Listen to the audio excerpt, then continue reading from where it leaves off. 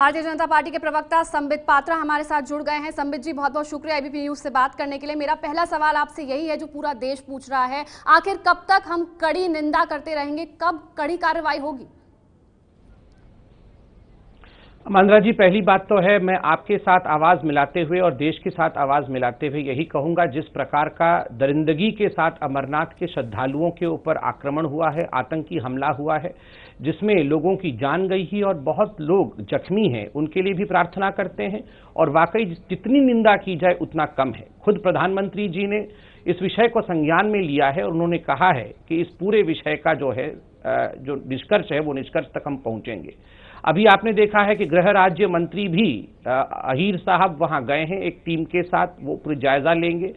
एक कमेटी बिठाई गई है कश्मीर में, किस प्रकार से ये आतंकी हमला हुआ इसके विषय पर भी वो कमेटी अपना संज्ञान रखेगी हम सबके सामने। मगर मैं इतना कह दूं, जहां तक कि क्या केवल कड़ी निंदा हो रही है या उसके आगे की कार्यवाही कब होगी। देखिए अमंद्रा जी, मैं इतना कहना चाहूंगा कि केवल कड़ी निंदा नहीं हो रही है, कार्यवाही हो रही है और उसी के तिलमिलाहट का नतीजा है कि आतंकी इस प्रकार से घात लगाकर हमले कर रहे हैं। बुरहान वानी जो 2006 से खुला घूम रहा था, उसको किस प्रकार सरकार ने, आर्मी ने घेर के मारा, वो हम सब ने देखा है। तो स्वाभाविक रूप से जब एक दिन पहले बुरहान वानी जैसे आतंकी का वर्सी मनाया जा रहा था, कहीं ना कहीं वह सब भी हम देख रहे हैं, किसी आतंकी को छोड़ा नहीं जा रहा है। पहली बार घाटी में ऐसा हुआ है कि हर जगह आतंकियों को घेर घेर कर मारा जा रहा है। तो बौखलाहट आतंकियों में है, मगर भारत की सरकार और भारतीय जनता पार्टी ये देश की जनता को आश्वस्त करती है कि हम देश की जनता के साथ खड़े हैं, आतंकवाद का सर्वनाश करेंगे। भारत से बाहर जाके भी प्रधानमंत्री जिस भी देश में जाते हैं, वहां आतंकवाद के खिलाफ किस प्रकार का एक हम टीम बना सके, उसके खिलाफ किस प्रकार लड़ाई हो सके, उसकी भी चर्चा करते हैं। और नतीजा हमको देखने में मिल रहा है, जो पाकिस्तान आतंकवाद को हिंदुस्तान की सरजमीन पे बढ़ावा देता है, उस आतंकवाद और उस पाकिस्तान के साथ निपटने की रणनीति भी बदली है। उस रणनीति के अंतर्गत चाहे सर्जिकल स्ट्राइक हो, उस राजनीति के अंतर्गत नौसेना में आपने देखा जो घुसपैठिए जम्मू कश्मीर में घुसते हैं, उनका खात्मा भी किया जा रहा है, किसी को बख्शा नहीं जा रहा है। जी डॉक्टर पात्रा, लेकिन आप कह रहे हैं कि पाकिस्तान की सरजमीन से जो आतंकवादी हमलों को अंजाम दिया जा रहा था, भारत ने सर्जिकल स्ट्राइक की, लेकिन एक बार फिर इसके पीछे पाकिस्तान का हाथ पाया गया है। देखिए, इसमें कोई दो मत नहीं है कि आपने अभी कहा कि लश्कर का भी हाथ है, हिजबुल का भी हाथ है। पाकिस्तान का हाथ जहां भी आतंकवादी गतिविधि होती है उसमें पाकिस्तान का हाथ होना स्वाभाविक है, क्योंकि पाकिस्तान सदैव ही आतंकवाद को बढ़ावा देता है। मैं इतना कहना चाहूंगा, आतंकवाद के खिलाफ ये जो युद्ध है ये एक ऑनगोइंग वॉर है। मतलब ये जो लड़ाई है, ये लड़ाई चल रही है, ये एक दिन की लड़ाई नहीं है जो आज लड़ाई शुरू हुई और कल खत्म हो जाएगा। इस लड़ाई में पहली बात है नीयत चाहिए, जो भारतीय जनता पार्टी की सरकार के पास है। नीयत हमारा स्पष्ट है, हम लड़ते रहेंगे, हम हार कभी नहीं मानेंगे, हम आतंकियों को हराएंगे। दूसरा, उन लोगों से कभी बातचीत नहीं करेंगे, उन लोगों को कभी प्रश्रय नहीं देंगे, उन लोगों के साथ कभी नहीं खड़े होंगे जो लोग आतंकवादियों के प्रति किसी प्रकार का संवेदना या एक सिंपैथी रखते हैं, जैसे अलगाववादी हैं। भारतीय जनता पार्टी ने बड़े स्पष्टता के साथ आरंभ से कहा, अलगाववादियों के साथ कोई कॉम्प्रोमाइज नहीं, कोई बातचीत नहीं। तीसरी बड़ी बात है, हम सबको ऐसी परिस्थिति में राजनीति को त्याग करके, राजनीति को त्याग करके एक प्लेटफॉर्म पे खड़े होने की आवश्यकता है। अमंद्रा जी, दुख होता है, सुबह टीवी ऑन करते हैं तो कहीं से कांग्रेस और कहीं से नेशनल कॉन्फ्रेंस इस पर राजनीति करने में लगी है। देखिए, हमारे नियत में एक पैसे का खोट नहीं है। इस बीच शिवसेना प्रवक्ता संजय राउत ने कहा, श्रद्धालुओं पर आतंकियों के हमले पर सरकार ट्विटर पर कड़ी निंदा करती है, कहते हैं हम नहीं झुकेंगे। ऐसे मौके पर हमें बाला साहेब ठाकरे की याद आती है, जब 20 साल पहले पाकिस्तान ने अमरनाथ यात्रा को लेकर धमकी दी थी।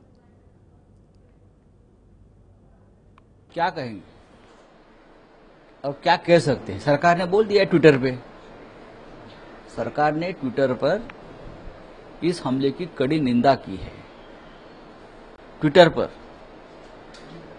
और सरकार ने ट्विटर पर यह भी कहा है, मैंने पढ़ा अभी, कि हम नहीं डरेंगे, हम नहीं झुकेंगे।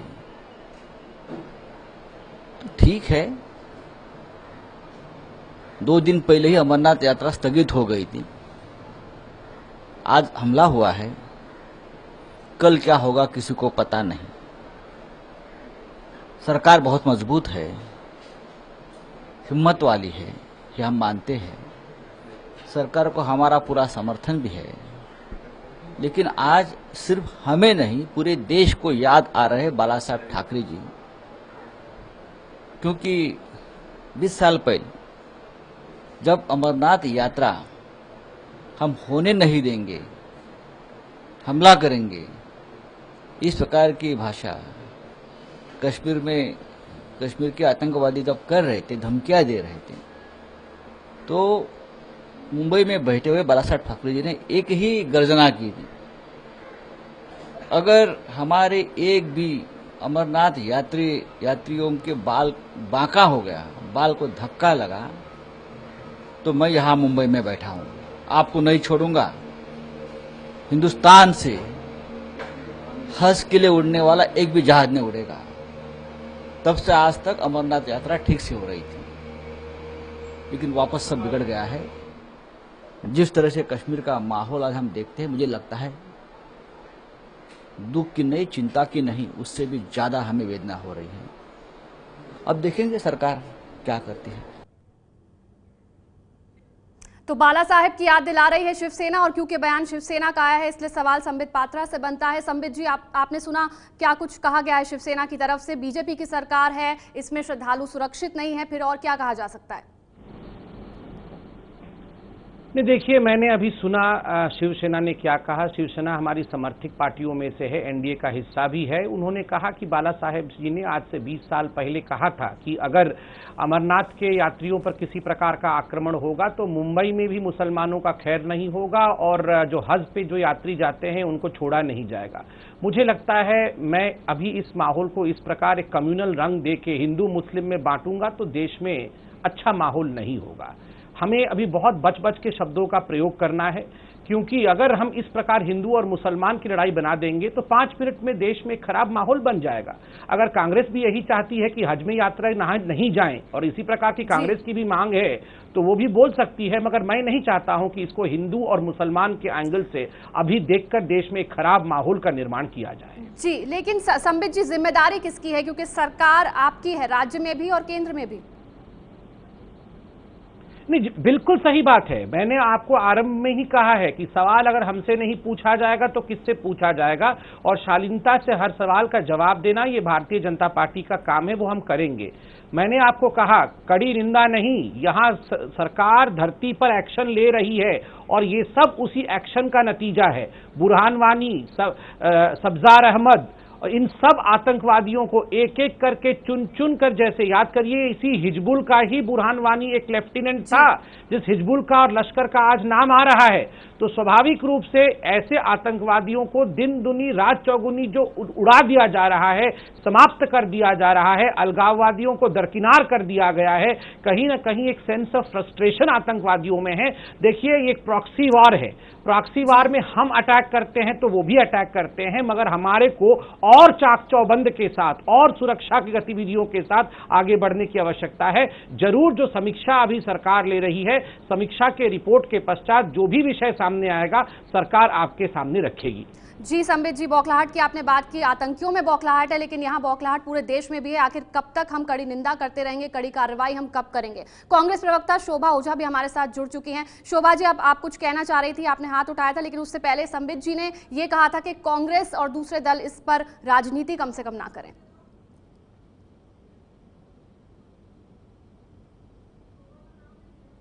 कहीं बात ही नहीं। सबसे पहले तो हम संवेदनाएं व्यक्त करते हैं मृतक श्रद्धालुओं के परिवार के साथ ही हम कड़ी निंदा करते हैं इस हमले की।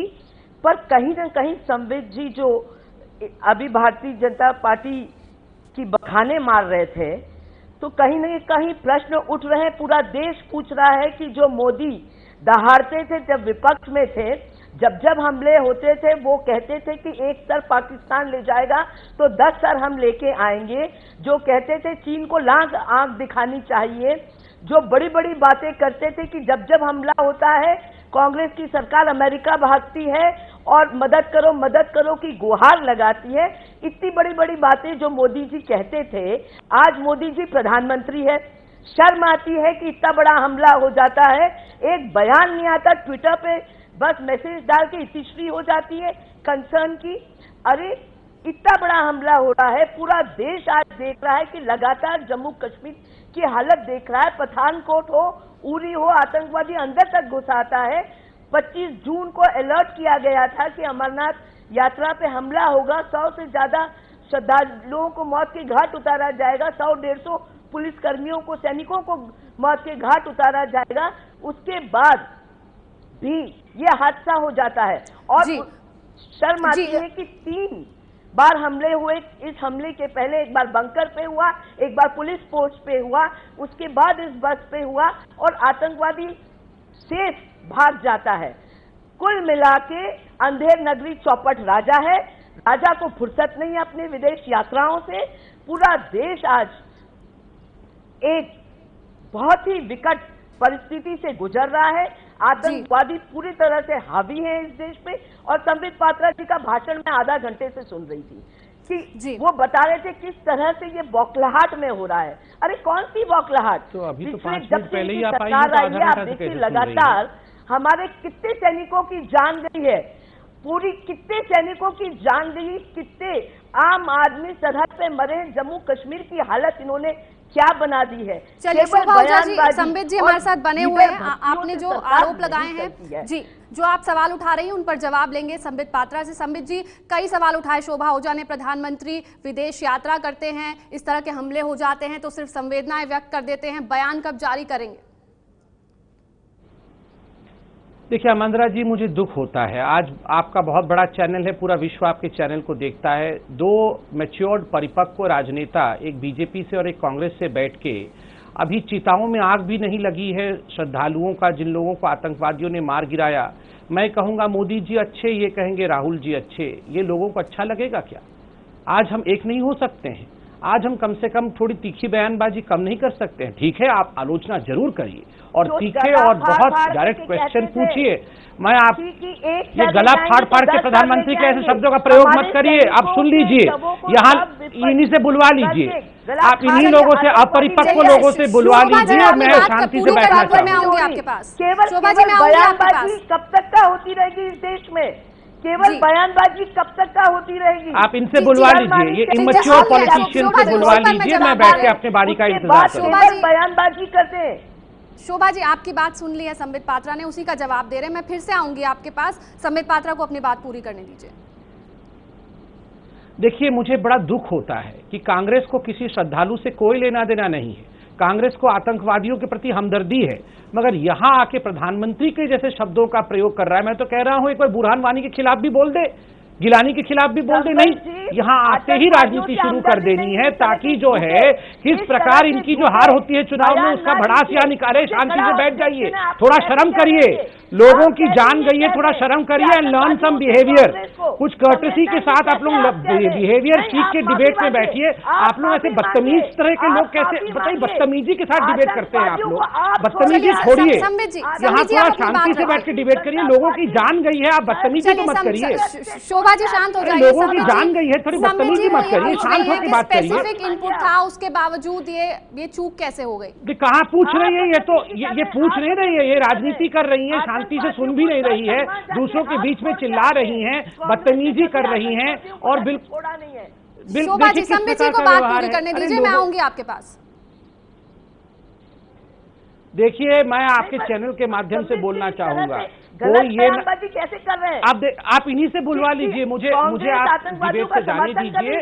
शोभा जी का प्रेस कॉन्फ्रेंस करवा लीजिए, मुझे कोई आपत्ति नहीं है। शोभा जी बोल सकती है, शोभा जी बोल सकती हैं, मुझे कोई आपत्ति नहीं है। मुझे इस डिबेट से आप रिलीव कर सकती हैं मैडम, मुझे कोई आपत्ति। मैं यहाँ तूतू मैंने नहीं करने आया हूँ। संबित जी, तूतू मैंने नहीं, आप जवाब दीजिए। आपकी बात हम सुन रहे हैं, आप जवाब दीजिए। हाँ, मैं जवाब देना चाहता हूँ, मगर इस प्रकार से बदतमीजी के बीच में नहीं। शोभा जी, मैं बदतमीजी के बीच में कोई बात नहीं करना चाहता हूँ। जिन लोगों को तमीज नहीं है, उन लोगों के साथ बैठने का शौक नहीं है। चलिए, पर्सनल नहीं होते संबित जी, आप मुद्दे पर रहिए, आप जवाब दीजिए। शोभा जी अब शांत है, अब आप जवाब दीजिए संबित पात्रा। नहीं, आप झूठ बोलेंगे, आप गलत बयानबाजी करेंगे। शोभा जी, एक करके प्लीज, शोभा जी उनकी बात तो पूरी होने दीजिए। आप इनके साउंड को कम कर सकती हैं थोड़ी देर के लिए। उसको आप तमीज बताएंगे? शोभा जी मैं आऊंगी आपके पास, आप 2 मिनट शांत रहिए, उनकी बात सुन लीजिए। पूरा देश सुन रहा है, देश जानना चाहता है आखिर क्या रुख है बीजेपी का इस पूरे। थोड़ा सा प्लीज, थोड़ा सा तमीज सीखिए कि संवेदनशील मसलों में अच्छा संबित जी आपसे गुजारिश है 2 मिनट। आतंकवादियों का समर्थन करती है। अब तो है ही, कांग्रेस का हाथ आतंक के साथ, इसमें कोई दो मत नहीं है। सैफुद्दीन सोज ने परसों ही तो कहा है बुरहान वानी मेरा अपना है, बुरहान वानी जिंदा होता तो मैं क्यों बनाता, बुरहान वानी जिंदा होता तो मैं उसे गले से लगाता, ये सैफुद्दीन सोज कह रहे हैं। चलिए संबित जी मेरा सवाल सुन लीजिए, शोभा जी प्लीज शांत हो जाइए। संबित जी मेरा सवाल आप सुन लीजिए। स्पेसिफिक इनपुट था, टाइमिंग की आपने बात की, बुरहान वानी की आपने बात की, बुरहान वानी की खात्मे की बरसी थी, सावन का पहला सोमवार था, उसके बावजूद ये चूक आखिर कैसे हो जाती है? आमंद्रा जी आपका ये प्रश्न वाजिब है, बिल्कुल सही बात है। मैं तो बार बार कह रहा हूं इसका उत्तर अगर हम नहीं देंगे तो उत्तर कौन देगा, मगर मैं सिर्फ हाथ जोड़ के इतना कह रहा हूं कि मसला संवेदनशील है। जब कांग्रेस और बीजेपी तू मैं करके लड़ती है तो लोगों को अच्छा नहीं लगता है, खास करके इस दौर पे। दूसरी बात है उत्तर की किस प्रकार सुरक्षा में चूक हुई। मैंने आपको कहा था नंबर 1 कि जो टीवी रिपोर्ट दिखा रही है और जो माननीय वेंकैया नायडू जी ने भी अभी कहा है, उनके पास जो जानकारी है कि जो बस जा रही थी वो बस एनवॉय के अंदर रजिस्टर्ड नहीं थी, वो बस उस ऑनवॉय से बाहर शाम को, जबकि अलाउड नहीं होता है, जो एडवाइजरी में लिखा हुआ है शायद उसके विपरीत चल रहा था। अनरजिस्टर्ड बस कैसे चल रही थी वहां पर? बिल्कुल सही बात है, ये कैसे चल रही थी, ये बिल्कुल सही बात है, कैसे चल रही थी। ये जो जांच कमेटी बैठी है, उस जांच कमेटी के रिपोर्ट के बाद ही मैं इसका उत्तर देने की क्षमता रखूंगा, उससे पहले उसका उत्तर मैं नहीं दे सकता। अभी जांच कमेटी बैठी है, मगर जहां तक ये सवाल है कि केवल क्या ये सरकार निंदा कर रही है, सरकार जमीन पे काम नहीं, मैं बिल्कुल इसका खंडन करता हूं। जितने आतंकवादी कम समय में इस सरकार ने मारे हैं, कांग्रेस उस पर आपत्ति भी करती रही, पैलेट गन पे भी कांग्रेस आपत्ति करती रही, गिलानी के खिलाफ हमने केस किया तो कांग्रेस आपत्ति करती रही। इन सभी आपत्तियों के बावजूद जितने भारतीय जनता पार्टी की सरकार ने आतंकवादियों को मारा है, अलगाववादियों को अलग किया है और आने वाले समय पे ये वार्निंग दिया है कि जो आतंकवादी सर उठाने की कोशिश करेगा उसको छोड़ा नहीं जाएगा। ये कड़ी निंदा नहीं है, ये एक्शन ऑन ग्राउंड है। जम्मू कश्मीर में आपकी साजिश सरकार है, वो आपने खत्म कर दिया। आज आतंकवादी घुस के हिंदुस्तानियों को मार रहे हैं, श्रद्धालुओं को मार रहे, सैनिकों को मार रहे हैं और आप कुछ नहीं कर पा रहे। केवल नहीं, ये तो रेडिकल इस्लाम है, इसको भी समाप्त करना होगा। हम सबको मिलकर रेडिकल इस्लाम के खिलाफ लड़ना भी होगा। शोभा जी 56 इंच की छाती कहीं छुपी पड़ी है, केवल 56 इंच की जबान दिख रही है, इसके अलावा देश को राहुल जी का तो कितना है वो पता है हमको, छोड़ दीजिए ये सब। मैं इतना कह रहा हूँ ये रेडिकल इस्लाम के खिलाफ लड़ाई है। आपको और हमको हमें हिंदू मुसलमान के चश्मे से नहीं देखना चाहिए। मोदी है जो बड़ी बड़ी बातें करते थे, नहीं, वैसे तो देखिए ये रेडिकल इस्लामाइजेशन तो हो रहा है और रेडिकल इस्लामाइजेशन से लड़ने का समय भी आ गया है और इसमें जो छद्म सेक्युलरवादी है उनको भी सोचना होगा। जाते हैं पाकिस्तान, बर्थडे मनाने जाते हैं, शादी मनाने जाते हैं, क्या हो रहा है देश में? अरे वो तो डिप्लोमेसी के लिए गए थे। सोनिया जी ने तो मणिशंकर अय्यर को सरकार गिराने भेजा था। सोनिया जी ने तो मणिशंकर अय्यर को मोदी सरकार गिराने भेजा था। पूरे नहीं, आप बता दीजिए। वो तो प्रधानमंत्री तो डिप्लोमेसी के अंतर्गत पाकिस्तान में बात की थी पहले, मगर सोनिया जी ने मणिशंकर अय्यर को जो भेजा था उसके बारे में बताइए।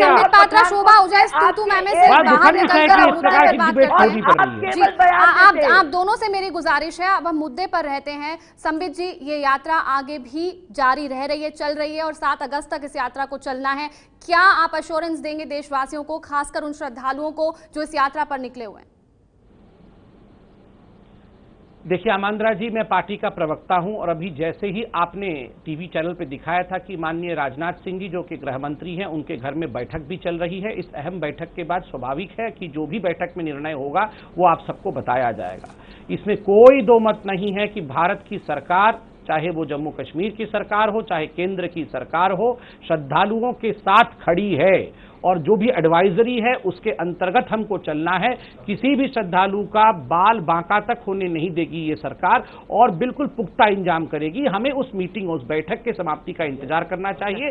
जो भी रिपोर्ट बैठक में आएगी वो आपके समक्ष रखा जाएगा। देखिए, सुरक्षा के दावे तो पहले भी किए गए थे कि कई लेवल्स पर, कई लेयर्स पर सुरक्षा है, अतिरिक्त सुरक्षा बलों की तैनाती की गई थी, ड्रोन्स तक का इस्तेमाल किया जा रहा था, सैटेलाइट नेविगेशन सिस्टम का इस्तेमाल हो रहा था, बड़े बड़े नाम हम सुन रहे थे, उसके बावजूद ये बड़ी चूक होती है। शोभा ओझा, आप कुछ कहना चाहेंगी इस पर? देखिए, ये सरकार केवल इवेंट मैनेजमेंट करना जानती है, केवल बड़े बड़े बयान देना जानती है, केवल झूठ और फरेब के अलावा इस सरकार के पास कुछ नहीं है। बहुत बड़ी बातें करती है। हम तो पूरे 3-3.5 साल से केवल बातें और इनकी बयानबाजी ही सुनते आ रहे हैं, पर धरातल पे क्या है किसी से छुपा हुआ नहीं है। एयरबेस पठानकोट से लेके उरी से लेके तमाम जगह आतंकवादी हमले हुए हैं, जिसकी जांच करने के लिए ये वहां से ISI के एजेंट को तक बुला चुके हैं। उसके बाद क्या हुआ, हर बार आतंकवादी हमला होता है, बड़ा बयान देते हैं, बड़ी बातें करते हैं, उसके बाद फिर अगला हमला तैयार हो जाता है। चलिए, तो कुल मिला के अंधेर नगरी चौपट राजा है। संबित पात्रा हमारे साथ बने हुए भारतीय जनता पार्टी से, कांग्रेस शोभा ओझा भी हमारे साथ बनी हुई है। संबित जी, इससे पहले कि हम खत्म करें इस चर्चा को, यहाँ पर एक अंतिम आपका रिएक्शन चाहूंगी इस पूरे मुद्दे पर। आगे की रणनीति बनाई जा रही है, लेकिन सवाल अब भी यही बना हुआ है कि कब तक कड़ी निंदा होगी, बड़ी कार्रवाई आखिर होगी कब? पहली बात तो है, हमारी पूरी तरह से श्रद्धा उन श्रद्धालुओं के साथ है जिन्होंने अपना जीवन गंवाया है। दूसरी बात यह है कि सरकार पुख्ता इंतजाम सरकार ने किया था, पुख्ता इंतजाम भविष्य में भी करेगी। जो बैठक हो रही है उसके पश्चात सरकार जरूर इस विषय पर बताएगी। तीसरी बड़ी बात है कि मैं निवेदन करूंगा कि राजनीतिक रूप से हम तू जरूर हमसे टफ सवाल पूछा जाए, मगर राजनीतिक तू मैं में अच्छी बात नहीं है। चौथी बात है, ये कहना बिल्कुल उचित नहीं है कि केवल कड़ी निंदा की जा रही है और कोई कार्यवाही नहीं हो रही है। बहुत कड़ी कार्यवाही हो रही है। उसी का नतीजा है कि आतंकवादियों में और उनके सरगनाओं में कहीं ना कहीं एक बहुत बड़ा बौखलाहट और फ्रस्ट्रेशन देखने को मिल रहा है। और इसमें हम सबको अलगाववादियों के खिलाफ, आतंकवादियों के खिलाफ, बुरहान वानी जैसे आतंकवादियों के खिलाफ एक होके एक स्वर में बोलना पड़ेगा। इसमें राजनीतिक प्रॉफिटियरिंग, पॉलिटिकल प्रॉफिटियरिंग नहीं देखना चाहिए। चाहे वो नेशनल कॉन्फ्रेंस हो और चाहे वो कांग्रेस हो, इसमें राजनीति नहीं होनी चाहिए। चलिए, राजनीति नहीं होनी चाहिए, बड़ी कार्रवाई का आश्वासन दे रहे हैं संबित पात्रा। शोभा ओझा जी, आपकी अंतिम प्रतिक्रिया?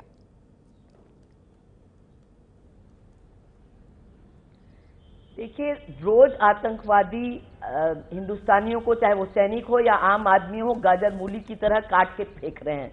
और भारतीय जनता पार्टी केवल और केवल बयानबाजी कर रही है। प्रधानमंत्री से लेके गृह मंत्री तक सब बयानबाजी कर रहे हैं कि कड़ी कार्रवाई होगी।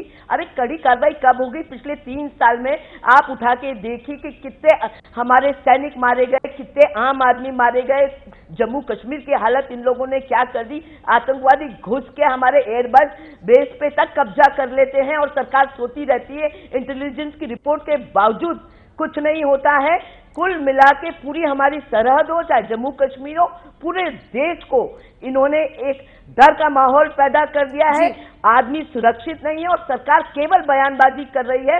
और मोदी जी जो 56 इंच का वास्ता देते थे, एक सर के बदले में 10 सर लाने की बातें करते थे, पूरी तरह से फ्लॉप हो चुके हैं। यह सरकार पूरी तरह से फ्लॉप हो चुकी है।